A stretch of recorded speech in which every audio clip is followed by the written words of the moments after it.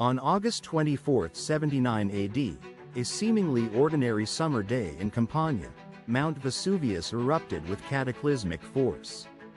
Within hours, the thriving Roman city of Pompeii lay buried under 20 feet of volcanic ash and pumice. When excavations finally began in the mid-18th century, they unearthed a city frozen in time, its inhabitants captured in their final moments. Loaves of bread remained in bakery ovens, and political slogans still adorned the walls.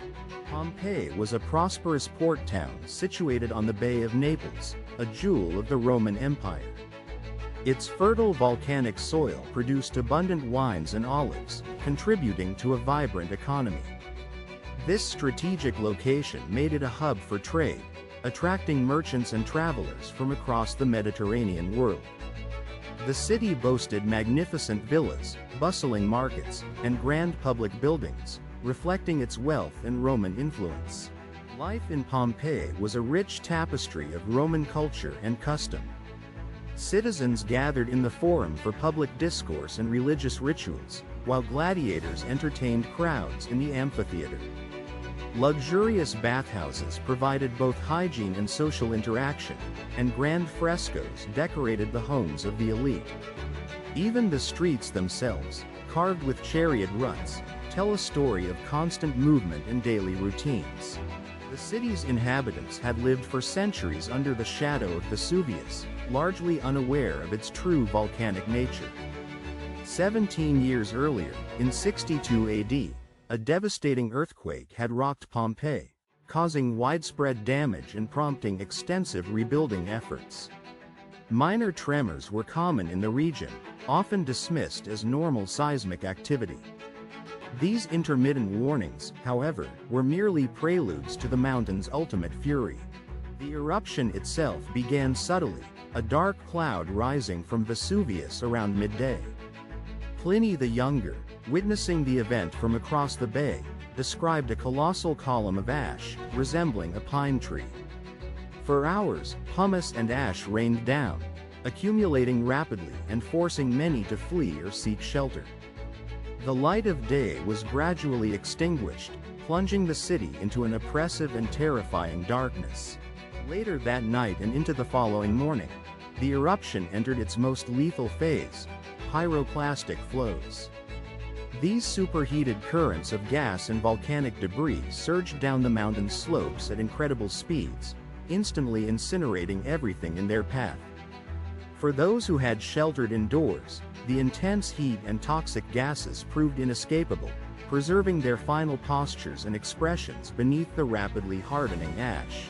Centuries later, the buried city was rediscovered in 1748 during the construction of a royal palace. Initially, excavations were less scientific exploration and more treasure hunt, focused on plundering artifacts for royal collections. Many priceless frescoes and sculptures were crudely removed, often damaged in the process. The sheer scale of the preserved city, a complete snapshot of Roman life, was not fully appreciated until much later. It was Giuseppe Fiorelli, appointed director of excavations in 1863, who pioneered a revolutionary technique. Noticing voids in the hardened ash where bodies had decomposed, he injected plaster into these cavities. The resulting casts provided hauntingly detailed impressions of the victims: a mother shielding her child, a dog curled in terror, a man covering his face in his final breath. These casts offered a profound, personal connection to the tragedy. Today, Pompeii stands as an unparalleled archaeological marvel, offering an intimate window into ancient Roman civilization. Its perfectly preserved streets, homes, and public buildings reveal not just grand architecture, but also the minutiae of daily existence. We see advertisements for gladiatorial contests, children's drawings etched into walls, and even dinner leftovers on tables, painting a vivid picture of a bustling, vibrant society. The city's sudden demise captures the imagination, a stark reminder of nature's formidable power and the fragility of human life. Through its ruins and the silent, frozen forms of its inhabitants, Pompeii asks us to confront our own mortality and the swift passage of time.